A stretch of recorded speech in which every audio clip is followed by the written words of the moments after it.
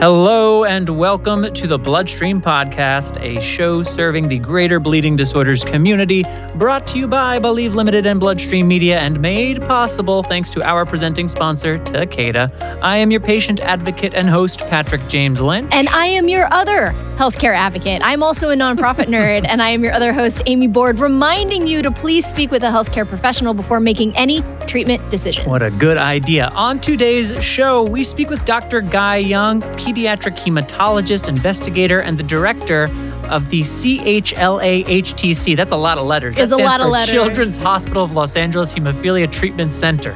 He's going to help us break down and explain the data from BioMarin's gene therapy clinical trial for hemophilia A, data that was just made public earlier this month. We've also got the latest Let's Talk segment with Josh Bragg, made possible by Sanofi Genzyme, and Amy Board. This is crazy. I have a top secret topic. Top secret. I have not told you about. Which is unheard of. But want to discuss with you live here on the podcast in just a few minutes. Listeners, I just want you to know, he teased this top secret situation yesterday, and we decided to leave it till now. So I don't know anything about it, which is rare. Usually we give each other at least a bullet. We're going to talk about this. Could be anything. You don't know what it is Literally don't know what it is. I'm excited. Buckle up. Get ready to live.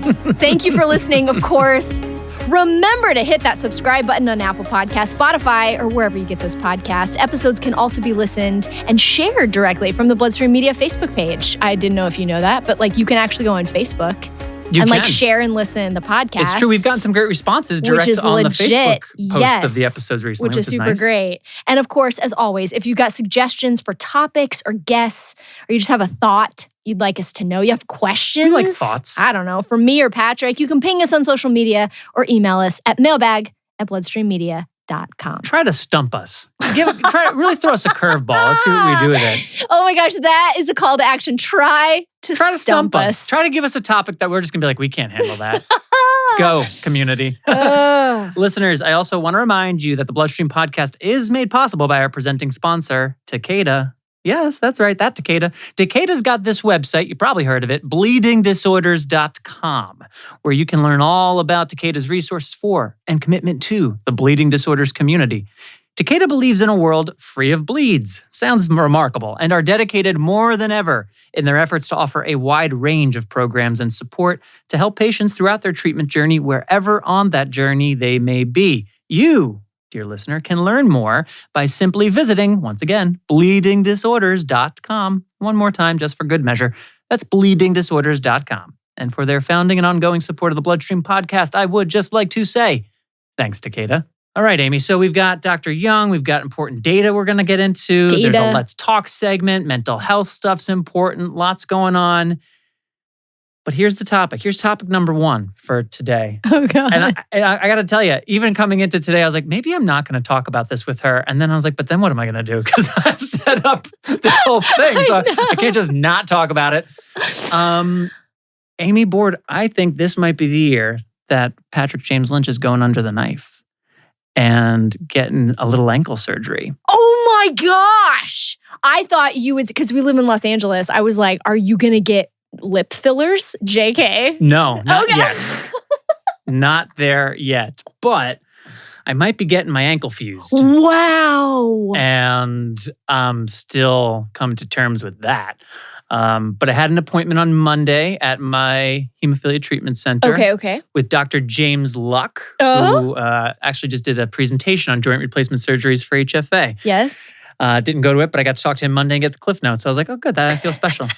But, I've been flirting with this for a while. You and I have talked about this on and off the pod more so over the last year, that in general, I've had more pain and discomfort, and it's gotten disruptive in a way that I'm this is not sustainable. And at my age and with an 11-month-old, and we want to have more kids, and COVID's not going to keep us all, not moving around a whole lot forever. Coming into this year, I was okay, I'm going to have to do something. I can't keep living the way I've been living. So I made some changes to my diet, which definitely had an impact. And I went in on Monday to get a cortisone shot, my first ever. So I got a steroid in my ankle. Oh my gosh. And I got to tell you, that's working. Oh, I've been hearing about these, and now I can join the chorus of people that's like, sweet stuff. Now it's been, 48 hours since I've gotten it. How long does that last? Typically? It can be anywhere from a few weeks to a few months for people. Gosh. My mom's been getting one in her knee for many years. Mm. And, many years, I think, I'm not an expert on this, but I know it's not a long-term solve. Yeah. Like no one says, just get cortisone shots for forever. The idea is it's supposed to be a temporary pain relief until the whatever thing you need to actually do. But it's actually been working out for me quite nicely. So there's a little piece of me that's like, oh, I don't know about this early April ankle surgery that I've been now wrapping my head around, because now this steroid has me feeling good. But at the same time, the underlying stuff that's plagued me for quite a long time and is only getting worse hasn't gone away. I just have a little bit of a mask to it right now in this steroid. So that's the news. The news is, as of right now, the first Friday in April, I am going to have my ankle fused and begin the 12-week recovery process from that little hoo-ha. Oh my gosh. In the life of having hemophilia, what a mile marker. What a badge. From big sticks to little knives. I think it's interesting, though. For those listening that are parents and caretakers, I'm sure, as you know, it's something that, men with hemophilia, I think it's very much on top of mind with certain target joints and things when is the right time to do that, or when does life lead you down the path just like you did, where it's like, well, now I can't just manage or just grit through it. Right. Yeah. Yeah, I've been hearing for a while at this point with your x-rays, with your ankle, it's about pain and when you can't take it anymore. Right. And for the first time last year, I was regularly, and saying out loud, because I got into the habit of just voicing stuff more to Natalie, because I also didn't want to talk about it. I don't talk about my pain regularly. 100%. Because why? Because what are we going to do? It's all the time. What are you going to do? Every day you're going to be like, well, hey, still in pain. All right, got it, fine, If I'm particularly irritable or feel like it's affecting me in a way that needs to be addressed, then I'll try to be a little sensitive to that. But otherwise, it's not something I talk much about. But I made a point last year to start talking about it more so that I could clock how I'm doing. Yeah. And then I was like, wow, that's kind of... Right. I'm having the same conversation with Natalie over and over and over and over. Yeah. Who are we kidding? And again, baby, we're at the beginning of a journey here. I need my body. Yeah. I have to say, it turns out cutting sugar, if you've been consuming sugar like a maniac and then stop, it's good. That's a good idea. I learned that too, because I had 3 months of way too much sugar in my diet. Right. And now I've had 4-ish weeks where I've been way better about that. That has also helped, as has the steroid. But I know these things. I guess I'm saying this because, as I said earlier, even coming in, I was like, maybe I won't talk about this yet. Because now there's this piece of me that's like, well, if this cortisone shot and diet is working out better. But I'm so glad you mentioned it, because I think this is the thing. I think this is the conundrum. I think exactly it's timing. I think you could, if you want to be like, I'm going to do another year with these cortisone shots and that's how I'm going to manage and all the things, or you can just go right into it. Not to be like a mom or I'm not a nonprofit nerd. I'm an advocate right now. I have heard. Tell the listeners, what is fusing your ankle, or what is fused? Why don't you give us a little? As best as I can. So there were 2 things that I was talking with Dr. Luck about. And by the way, Dr. Luck is the bomb. He is. And I say this with love and respect. He's been doing this for a while. Yes. So he's talking to you about bone. Yes. He has a little tape recorder. So he looks at me and then he pulls out his tape recorder and he says a bunch of words I do not understand. Yes. He's describing the ankle. And I'm like, I don't know any of these words. This could be Russian for all I know. But he's so enthusiastic. And obviously knows his stuff. Yes. And the guy's been, it seems like he may have invented bones. You know what I mean? He's been around and he's got uber expertise. Yeah. And his father is the one who started this clinic back in, I don't know, the 1400s or whenever that was. There's institutional knowledge about what it means to consider joints and joint replacements for people with hemophilia. So I feel very well cared for. Yes. And he's retiring in the not too distant future from the hubbub on the street, which is also part of the equation too. I'd kind of like the person who's been doing this since the beginning of time to be the person who's doing it with me. And that clock is ticking. Yeah. And to your point, a year from now, all right, maybe these cortisone shots are working. But a year from now, I have a 2-year-old and, maybe a pregnant wife and then another baby and still the dog. And so I'm like, man, life's only going in one direction. Right. So the timing here is important. So your question was about what is a fusion though? What I talked with Dr. Luck about was joint replacement versus fusion. And his take, and I want to be clear, this is me recounting my experience with Dr. Luck. I'm not going to say exactly what he said, and this is my take on it. So definitely do your homework, but I will share with you my honest recollection and experience. Ankle replacements, there are people for whom, with hemophilia, ankle replacements have been successful and lasted 15 years, but it seems as though, in general, they only last a handful of years. There are people who do experience pain related to the actual, metal that goes into the ankle and the way that it, ultimately the joint accepts or doesn't that hardware that goes in. Mm-hmm. So that's not lost on me. I also had a grandmother who had worked on her shoulder and lived her whole life with pain related to metal and stuff in her body. So there's a little bit of me that's like, okay, don't love that part. And an ankle replacement involves cutting a lot of the bone. And so, yes, in theory, could have an ankle replacement and then in 5 or 10 years, if needed another, could get another. But they would again need to shave down existing bone to work it in. And each time you do that, there's less bone there. So, starting that process in my late 30s doesn't feel super great. Right. A fusion actually cuts into bones of the ankle and joins them together so that instead of them rubbing against each other and moving around and causing pain, they're actually united. They're one. They're one. Fused. They are fused, if you will. Oh. So it is still a surgery. It still does involve, damage being done to the bone and the bones having to heal. Yeah. But it is nowhere near as invasive as the ankle replacement. And it doesn't preclude down the road, if an ankle replacement was the right thing for me, my going ahead to do that. Right. So when that was kind of laid out and when he clearly gave his, as he said, his spiel, which is way more pro-fusion than it is pro-ankle replacement, okay, this all makes sense to me and tracks with some of the stuff I've been gathering from people over the last many months about this stuff. So that's where I'm at as of right now and organizing what actually that looks like.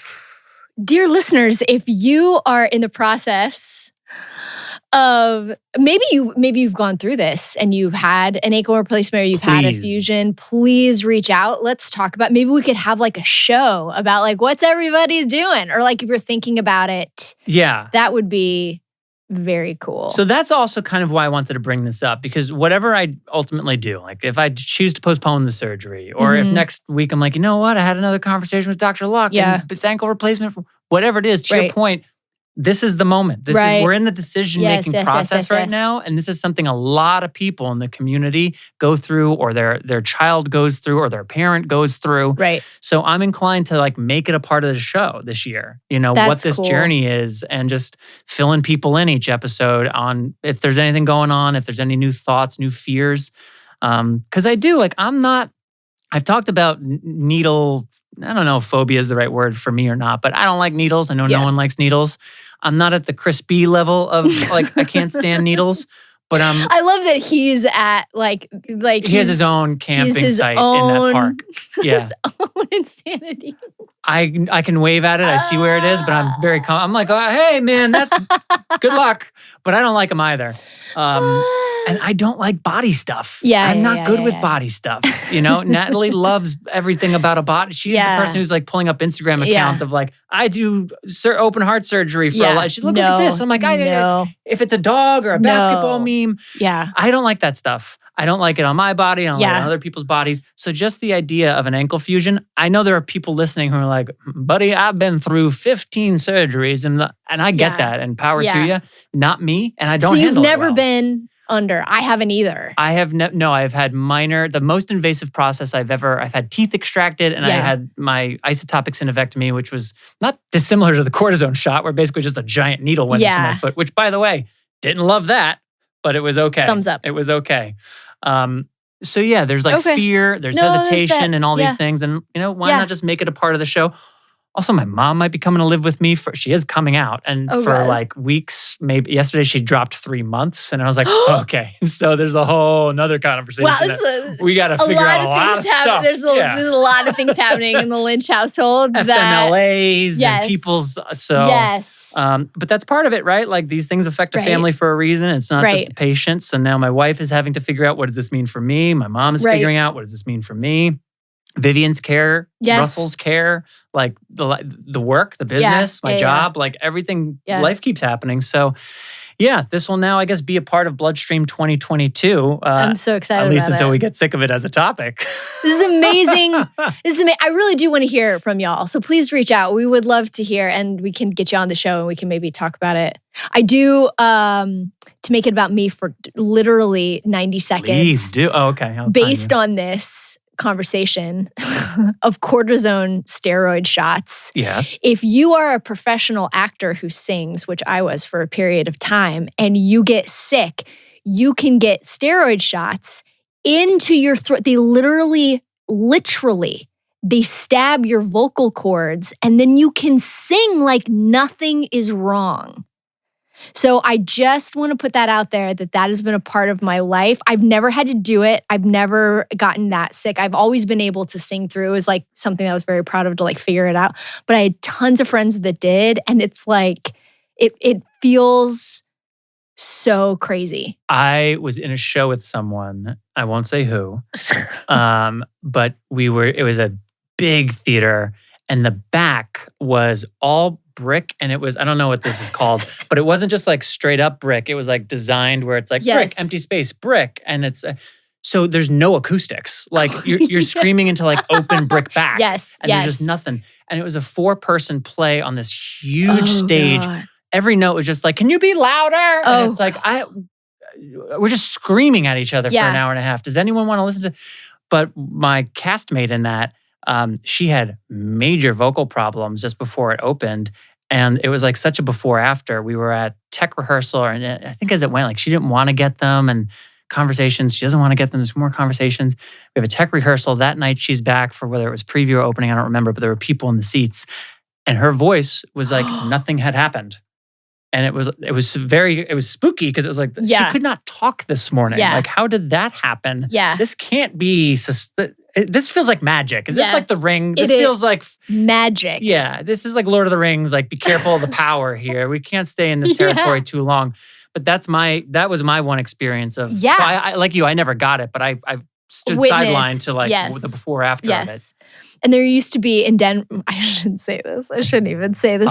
It used to be a doctor that would go around and like give, steroid shots like out of the back of his car. And he was like a licensed physician, but he was like licensed to the stars of Denver. Sure. Like if somebody came, if like Adele came to Denver and she needed a steroid shot, like this guy would like out of the back of his car be like, "Got you." And he was like the guy. Like I remember seeing him at concerts and be like, that guy like loaded up my friend before our matinee of Beauty and the Beast last week.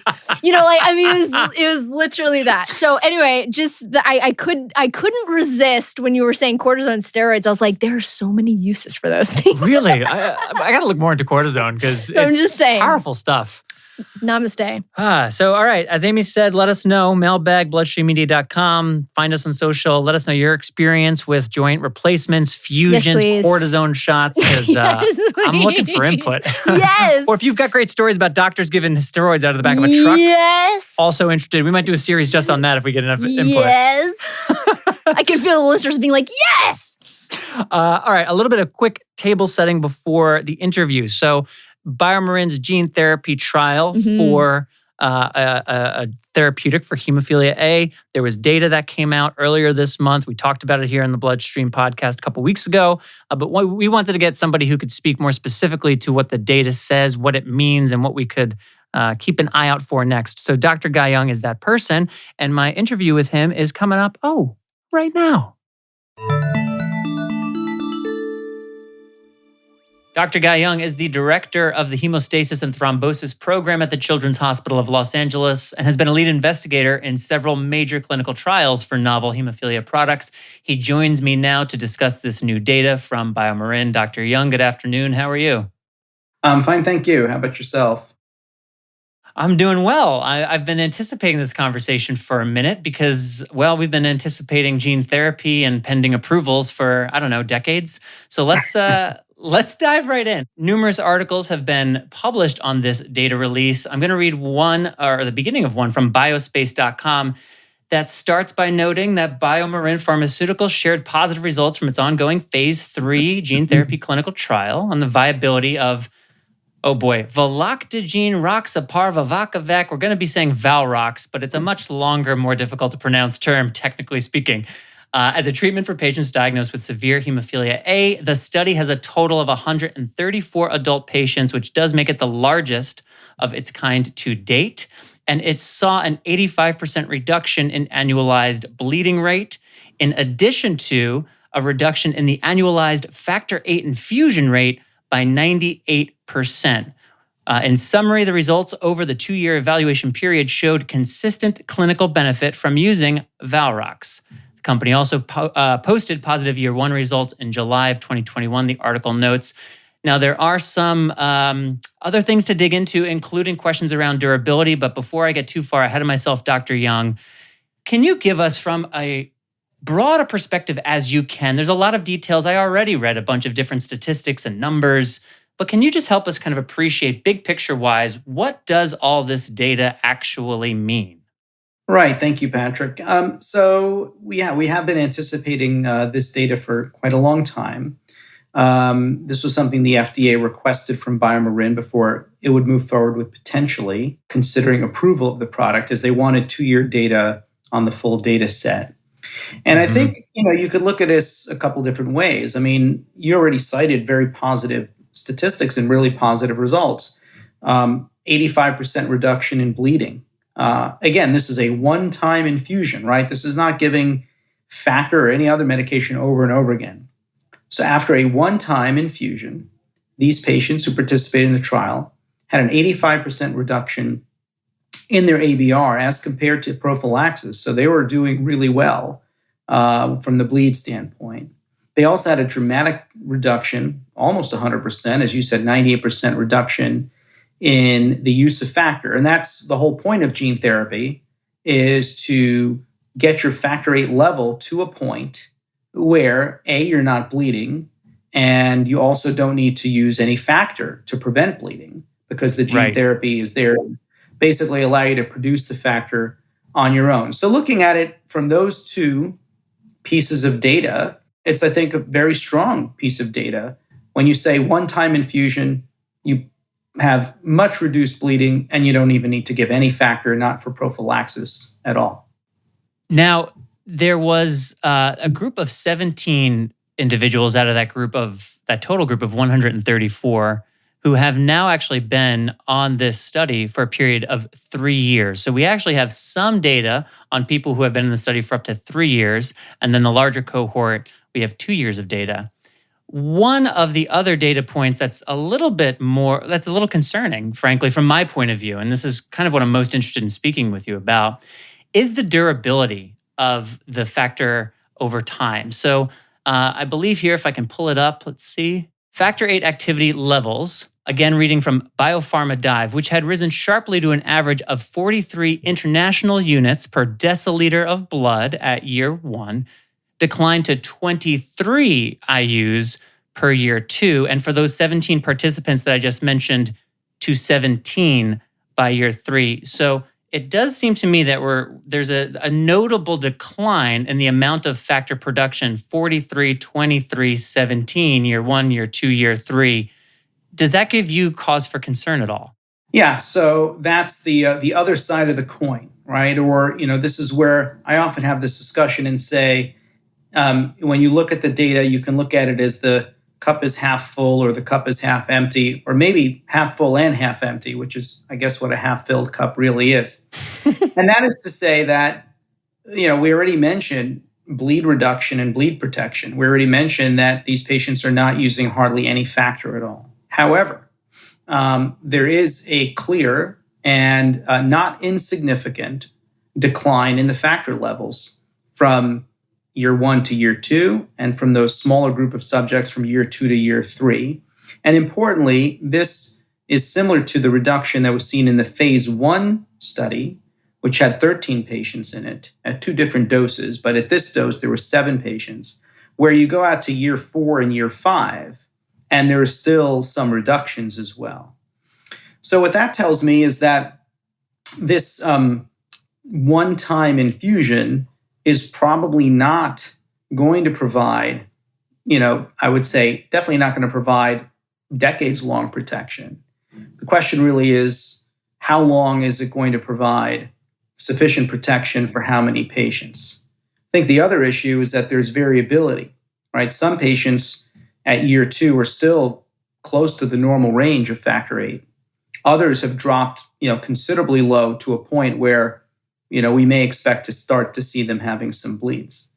And so, that's, I think, an issue with factor VIII gene therapy in general, because we've seen this with at least one other product as well, is this question of durability. And we'll have to just continue to watch the data. But I think for any individual listening to this who is considering gene therapy as a treatment, just like with every treatment we have in hemophilia, you have to think about the strengths, the weaknesses, the pros, and the cons. And there are pros and there are cons with this treatment. Now, the FDA, based on their request for those 2 years of data, so when BioMarin submitted their application first time around, the FDA came back, said we'd like 2 years of data, and the data points that were requested, which we spoke to, the reduction in the annualized bleed rate and the amount of factor VIII infusions per year, very encouraging pieces of data, seem to satisfy the request from the FDA. This decline in factor production and the questions around durability kind of feel to me like they're a little bit of a sidebar from what the FDA was interested in and therefore what the framing around this data seems to emphasize. My concern is that if that trend continues, okay, well, at 43%, 23%, and there's not a lot of factor being used, not a lot of bleeds to speak of, so it seems as though, all right, well, those levels are enough. 17%, if that continues and we get to 13%, 9%, 4%, we're moving in a direction that's not great. And what does that look like long term? It, of course, raises questions around the pricing and the reimbursement for this treatment, which I'm not even looking to get into in this discussion. That's a whole nother big set of questions related to what is this treatment's core promise and how do we count for it financially based on that core promise. But from a health standpoint, I'm a little concerned about something that we have such questions around its durability. Is this different than when we've had other novel therapeutics first get to a point where they are approved or maybe on the brink of approval? Is this a new consideration or not really? Yeah, so really good point. So first of all, the FDA in something called a complete response letter, which is what they sent BioMarin when they first attempted to get approval a couple of years ago, asked for this data and basically said, as you pointed out, we want to see that this medication prevents bleeding, and we want to see that this medication results in a substantial reduction in the use of factor. Those 2 boxes have been checked because the data definitely shows that. The other piece we didn't talk too much about is just general safety. And I think from from what we've seen from the data is, this looks, at least in the short term, 2 years, 3 years, 4 years, to be very safe. No patients have had, horrible things happen to them at all, not even close. There's questions about side effects related to other medications that sometimes have to be given with this. And I'm talking about steroid medications, immunosuppressive medications, to prevent essentially what you could think of as rejection of the gene. But overall, I would say, from a safety perspective, for the short term or several years term that we have, is the product looks really safe. So I think as far as the FDA is concerned and what the FDA asked BioMarin to show them, I think they've checked those boxes. And so I would, my expectation is now BioMarin can move forward with, and I know they will, with submitting an application to the FDA. And I think based on what the FDA asked for and what we've seen, I believe they will get an approval. Now, I don't have any inside knowledge with the FDA, and so I'm just taking an educated guess. I want to make sure your readers are aware of that. But it seems to me like that they've done what they need to do. The question really then becomes, let's say it is approved. And then for your listeners, what is the right treatment for them? Well, as I said earlier, for every treatment has its strengths and weaknesses. If I would tell you, for example, if we carry this hypothetical drop out some period of time, and there's some reason to think that the drop begins to shallow a bit. In other words, it's not the steepest drop as the first year, a little more the second year. There seems to possibly be some data that things get a little bit slower. They continue to drop. There is no flattening completely. They continue to drop. But if from this data we say, let's say I could tell a patient, look, I have this product. It's gene therapy. It's a one-time infusion. Short-term risks seem fairly minimal. You might have to take some other medication that has some side effects, but short-term risks seem minimal. Long-term, we don't know, and we're not going to know for a long time. However, this medication can provide you with the ability to not need any factor for prophylaxis, and it could do so for 5 years, maybe even 8 years. And again, I'm now speculating, so we don't have that data out, but 5, 8, 10 years. For some patients, they might say, wait, I won't need factor for 10 years, potentially, and I will have almost no bleeds, and I can kind of be freed from the day-to-day grind of hemophilia. I mean, for some patients, I think that may be something that would be very attractive. There's others who might say, well, if I'm going to take a risk on something like this is a brand new platform for medicine in general, where we don't really know long-term effects, and it's not going to really guarantee me that I'm not going to need factor for the rest of my life, more or less, then I'm going to hold off and wait for something that possibly can do that. And that's fine. I mean, that is a calculation that I think every adult patient with hemophilia A who may qualify, if you will, for a product like this, it's a calculation each individual will have to make for themselves. I think the most important thing is that the physicians they see who are providing them with as much information and advice as possible, that these are physicians that they know, they're physicians they trust, they're physicians who understand the pros and cons and the risks and benefits, so that the information that the patient receives is up to date, accurate, not biased as well, so that they can then take that information in and make the decision that they want to make for their own life. This is going to sound like a leading question, but do you feel as though the conversations that your colleagues are having, that you're having with your colleagues, other physicians, about gene therapy as new data is made available, as we're learning more constantly, do you feel like the right conversations are happening, the right questions are being asked amongst each other? Do you have confidence? Again, this sounds like a leading question, but I do mean it. Do you have confidence in the way you and your colleagues are analyzing and discussing this data with each other, and then, of course, with patients and families? Well, I think yes. I mean, many of us in the community, physician-wise, have been involved in these gene therapy products for many years. We are trying to keep as up to date as we can. We're learning from each other. We obviously have conferences we go to. We hear the experts give talks. We digest the data. And then it's really our job to present the data, again, to patients in an unbiased way. I think that, there's still a lot to learn. I mean, there's still lots of question marks. And I think an important thing is for each individual patient, there's not going to be any promises, right? This could work fantastic for you. You may not even need to use any steroids, and your factor level could get to normal and maybe be there for at least a few years, and then slowly drift down, into levels that are not going to cause you any bleeding, 20%, 15%, unlikely to have much bleeding in that range. On the other hand, there are patients who needed to go on steroids and stay on them for quite a while, had side effects with those, and even then had their levels drop fairly significantly to the point where, they weren't really as protected as we would like them to be.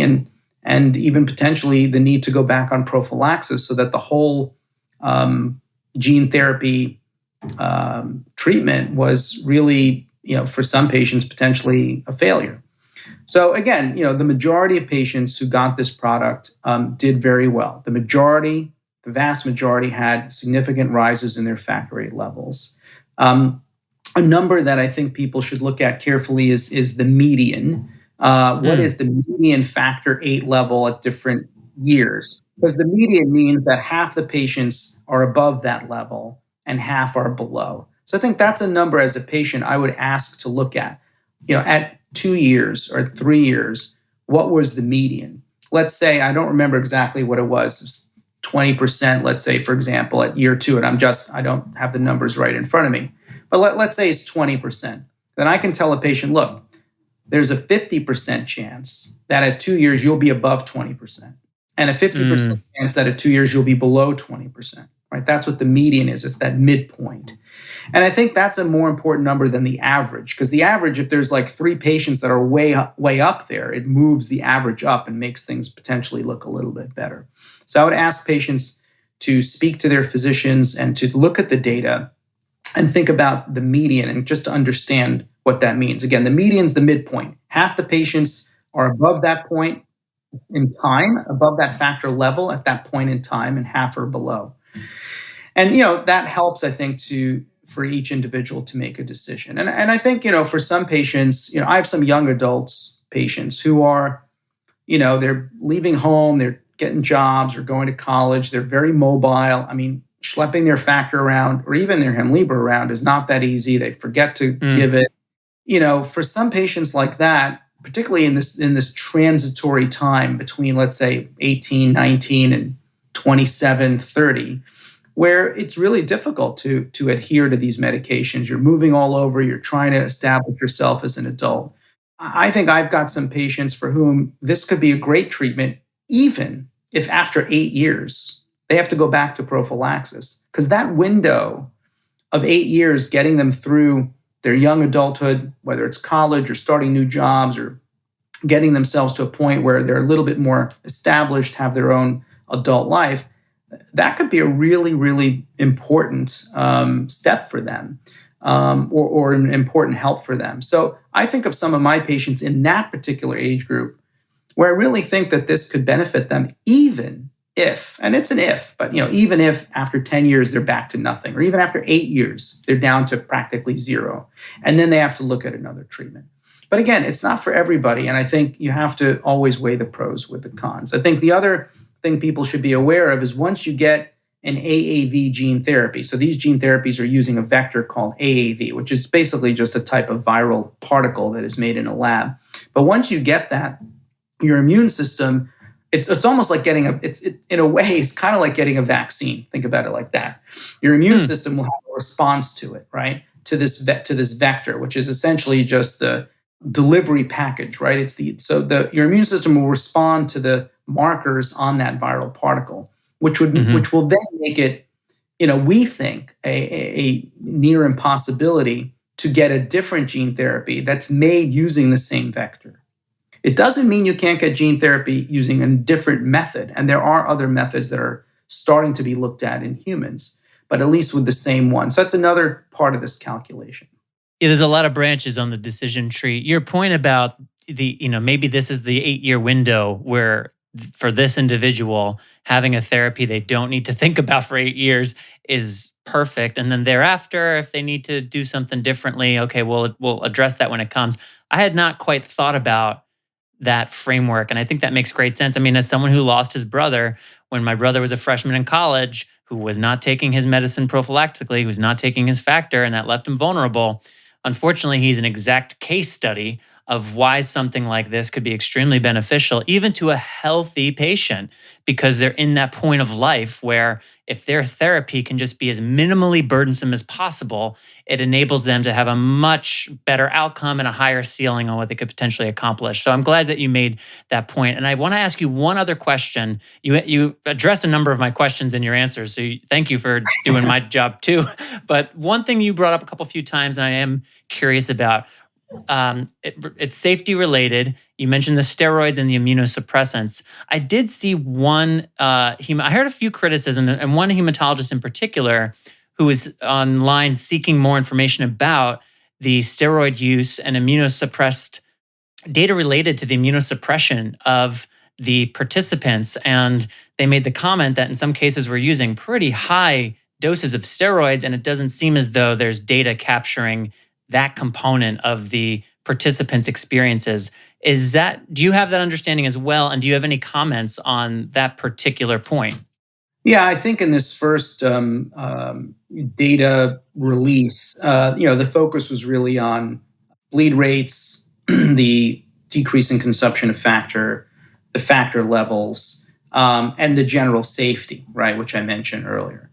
In terms of the steroids, I mean, there'll be more information, I'm sure, forthcoming. I mean, there'll have to be.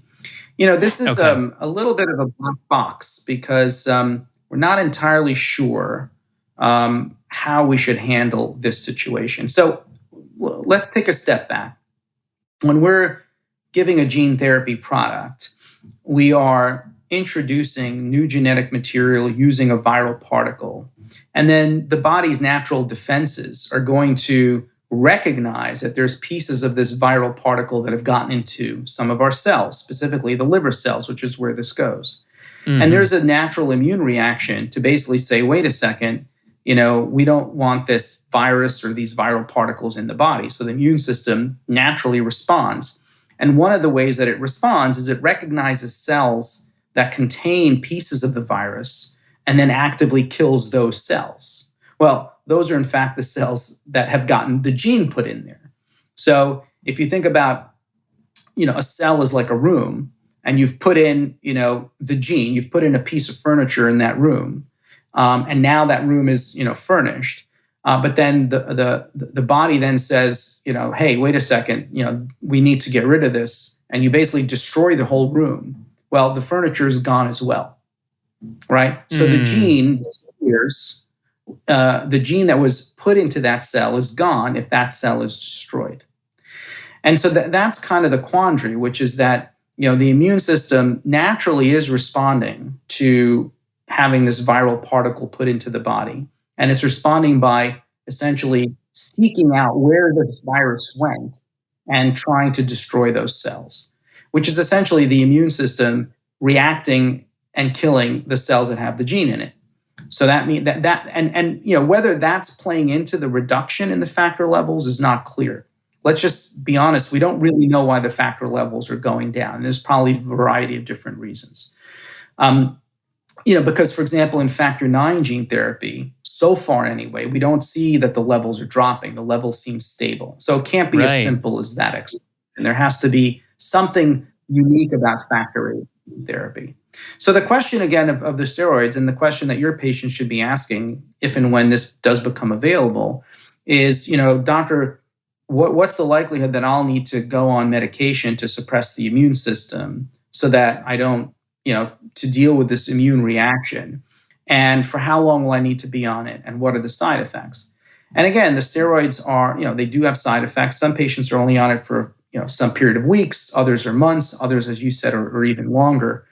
But we're also beginning scientifically to question the need to be on the steroids at all. And, do we really need to suppress the immune system that much?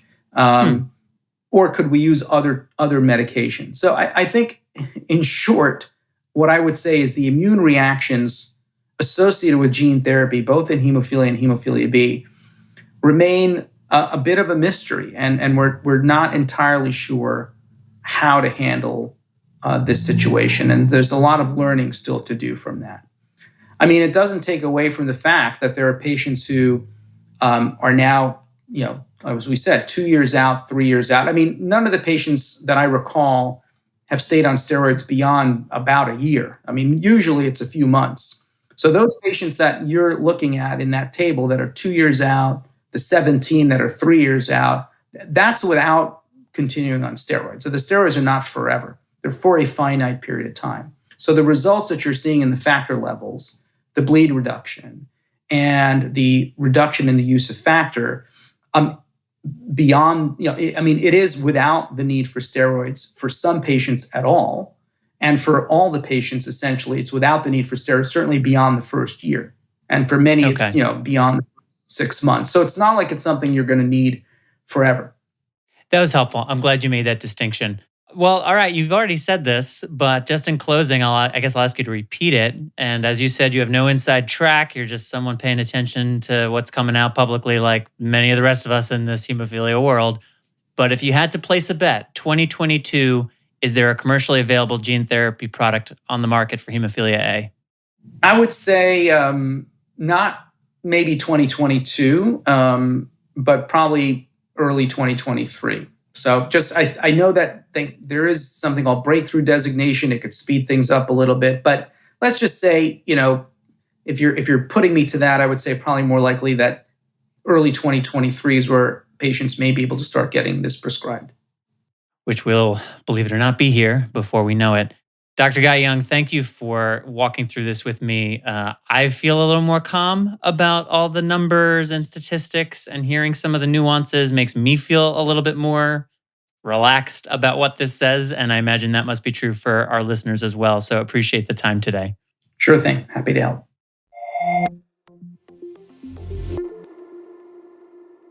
Thank you, Patrick. Thank you, Dr. Young. That was amazing. It was good stuff. Hey, we're going to switch on over to mental health. Hey, today, on today's Let's Talk segment, film cinematographer and segment host Josh Bragg highlights some of the barriers that prevent people from coming forward and talking about anxiety and stress and whatever might be going on with them, using stories from the Believe Limited film Let's Talk, along with his own personal experiences. Josh explores what causes barriers like these in the first place and offers up some ideas about what we can do about them. Let's Talk is a partnership between Bloodstream Media and Sanofi Genzyme and aims to create an environment where we can have open, honest conversations about mental health in the bleeding disorder community. For people living with or caring for someone with a bleeding disorder, the impact of mental health is largely invisible and not often discussed. Let's Talk shares tips on how to care for your own or someone you love's mental health and strives to eliminate the stigma associated with this discussion within the bleeding disorders community. And now, over to Josh for Let's Talk. A few months ago, I flew up to San Francisco to help create a video for World AIDS Day. We were supposed to be shooting in the Memorial Grove, but as a rainstorm overtook the skies, John Cunningham, CEO of the National AIDS Memorial, offered us a backup location in a warehouse. But it wasn't any old warehouse. It was the home of the AIDS quilt, and I haven't been able to stop thinking about it. Let's talk.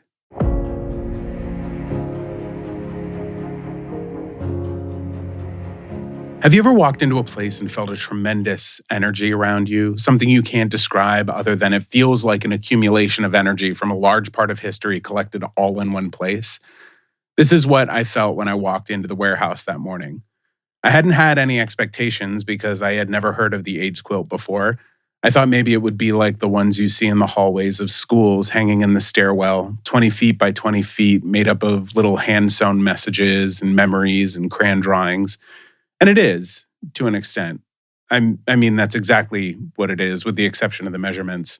When we walked into the warehouse, there were quite a few panels hanging from a frame that were set up as a backdrop for the video, probably about 15 feet high and 50 feet across. And as the lights came on throughout the room, what was revealed to us were stacks and stacks of shelves housing hundreds upon hundreds more panels.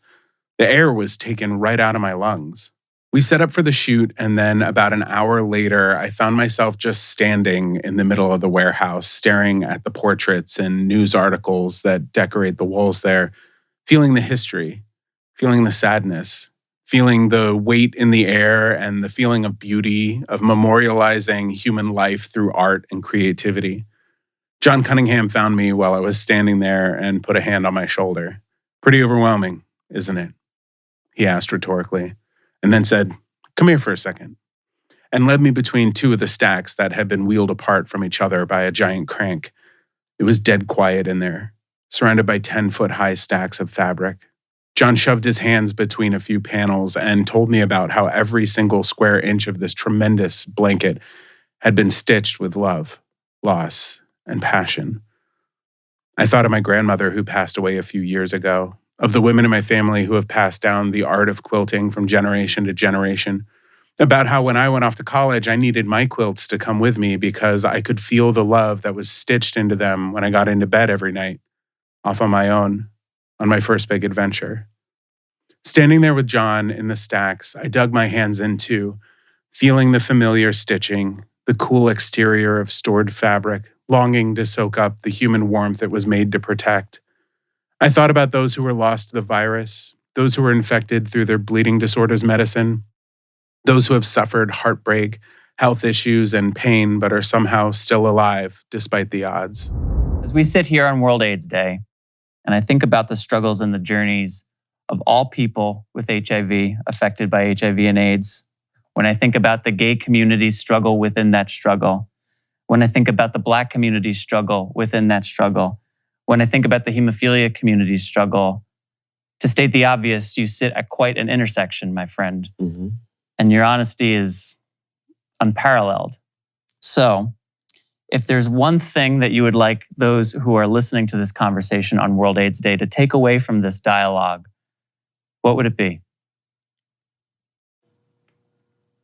The power of choice. And what I mean by that, I was alluded to earlier, the institutional knowledge of our providers, the institutional knowledge of our subject matter experts who've lived through it, the ability to have that voice spoken. You might recognize that voice. That's Bobby from our Let's Talk Mental Health documentary, speaking on the panel I helped film for World AIDS Day. And the quilts are a wonderful remembrance, but what hit my mind of the storytelling, it doesn't necessarily have to be in the quilt. It could be our community members getting together, making a cookbook that has a recipe, but in that, there's that story. So it goes on down. It can be a artwork or whatever. That sitting here, quilts, World AIDS Day, what has impacted me right now is there's division that's going to come together. I was alluded to our females with bleeding disorders, our clinicians who are aging, systems that are now being made to change that gives everyone access, everyone choice. So my final words would be choice, because then you have an option of what to do and you're in control of that. You have that dynamic, the choice to advocate, the choice to speak up, both from a clinician standpoint, for his or her own needs, to support subject matter experts. Subject matter experts to render the warm and fuzzy and not warm and fuzzy to those coming up. To have the rough conversations, provider to patient. To say our silos of I'm this organization and you're that one, that got to go. The choice to say all of us in community need to be together, whether gay, straight, plurple, murple, whatever, Baptist, Catholic, whatever. That has no relevance to it all. What's relevant is that at the end of the day, what is done that is right for our folks who are coming up. The education piece of saying, you have an option. If you can't do it this way, let's try that way. And to remember,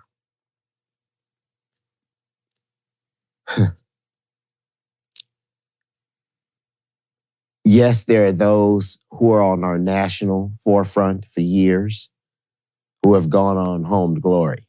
But the ones that are behind are going to give the glory to the ones who are coming up in that choice. To remember, the struggle got us all where we're at today. Because without the struggle, all of this wouldn't be happening. All of conversations wouldn't be happening. World AIDS Day with our community would not be happening.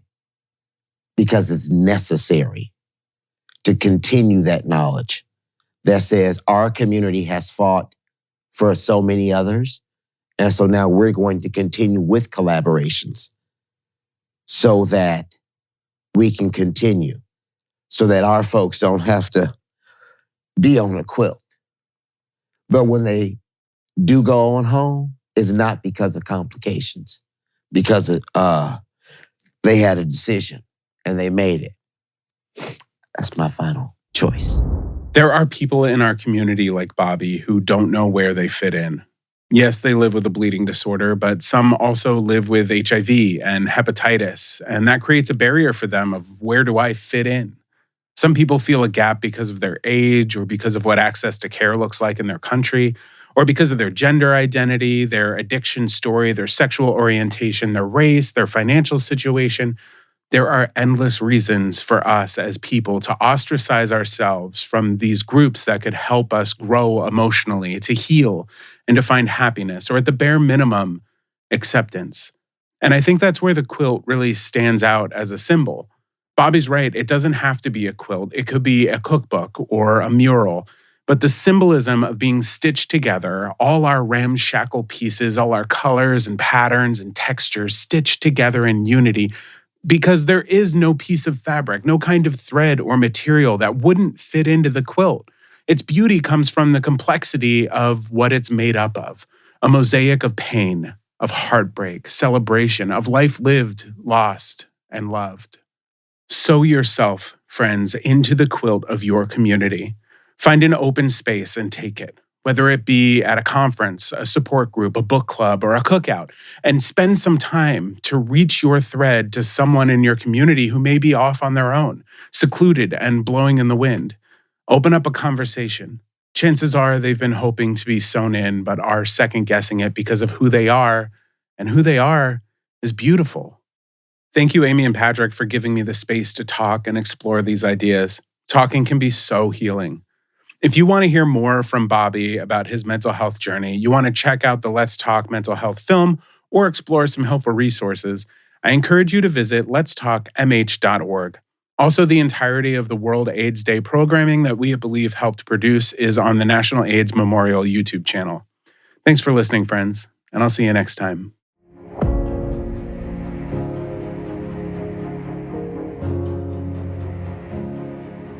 If you or someone you know has experienced feelings that have impacted your mental health, talk to your healthcare provider and find educational resources at letstalkmh.com.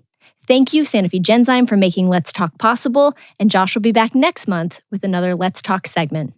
And listeners, you've heard us talk about this before, but the Let's Talk segments are also all available as video segments that live in isolation, just as a curated list of those segments on the Bloodstream Podcast website. So if you go to bloodstreammedia.com, click on the Bloodstream Podcast show, you'll see the banner for Let's Talk, and there you will find each one of those segments that Josh leads, neatly organized so that you can deep dive the mental health topic as much as you'd like to go, as far as you'd like to go. Neatly organized. It's neatly organized. Yeah, it makes us happy over here as producers. Thank you, Josh, as always, for that segment. Thank you again to Dr. Guy Young. I also asked him to do that pretty last minute. He did not really have a lot of time. He was like, if you can do it in the evening, I can do it this evening. And it was like, well, hey, man, if you can do it, yeah, I'm He's following your also lead. a rock star. I love listening to Dr. Guy Young. I do too. And, you know, when people like him with the schedule that he keeps, and I've seen his Outlook before. I've seen his calendar and been like, what are you doing with your life? How are you doing anything? When they're willing to go above and beyond like that, it's like, that's who you are. So thank you, Dr. Young. That was very helpful. Amy, we've got our next episode on February 11th. What can our listeners expect to hear on February 11th? Drum roll, please. Oh, okay. We have a new host, a new co-host for Flow, and we get Sarah Watson, our new co-host for Flow. We get to learn all about her. She is super cool. She has the coolest background, and she is such a wonderful, unique addition to that podcast and that movement that we're really trying to speak openly and honestly about the menstrual cycle experience. So we're so excited to have Sarah. So make sure to listen in next week. Yeah, head on over to next Flow. episode, not next week. And if you haven't listened to it recently, there's probably one available right now for you. Yes. And you can also go to bloodstreammedia.com and find the Flow podcast there too. So after you go through the neatly Let's Talk organized. segment, a lot of organization on bloodstreammedia.com. Go and enjoy it. We'll also have Blood Brother Jim Euler on. He'll talk a bit about financial planning and things to be mindful of, really, if you're anybody, but especially if you're living with a chronic blood disorder. That's coming up on the 11th. And there's a new podcast that we're not going to talk about right now, but we will talk about on February 11th. It'll be launching here soon. We'll talk about that next time. It's a cliffhanger. I'm like secret topics and cliffhangers. This is my new approach to producing. And listeners, with that is all for this episode. Reminder to subscribe to the Bloodstream Podcast wherever you listen. Share this episode with family, friends, colleagues, neighbors, delivery people, anybody. And join us again next month. Episodes go live Feb 11 and Feb 25. Have a bleeding disorders or health topic you'd like to hear us discuss more? Is there an expert or guest that you're dying to hear from? Or want to inquire about storytelling and casting opportunities for Bloodstream's podcast or Believe Limited's films? Have you had an ankle fusion? Oh, or have you had an ankle fusion? We would love you to email us at mailbag@bloodstreammedia.com or connect with Bloodstream Media on social media. You'll find us everywhere. You will. We mean everywhere. Everywhere. We're on Facebook, we're on Instagram, we're on Twitter. You can follow myself. Everywhere. My name's Amy Board. You can follow Patrick James Lynch That's on my name. Facebook, Twitter, Instagram, or LinkedIn. We both doing LinkedIn now. Is a big deal, a running theme on Bloodstream. We both do LinkedIn now. We've talked to professionals about how to do LinkedIn. There are photo Literally. shoots set up to serve LinkedIn. It's like a lot of things that I had to just, come over to the dark side. So anyway, shout out to all those committed LinkedIn users out there, which I am now one. I call it growth, Amy. I call it growth. Listeners, I'm your host, Patrick James Lynch. And I am your other host, Amy Board. And until next time, take self-care of yourself. Bye, everybody. Bye-bye.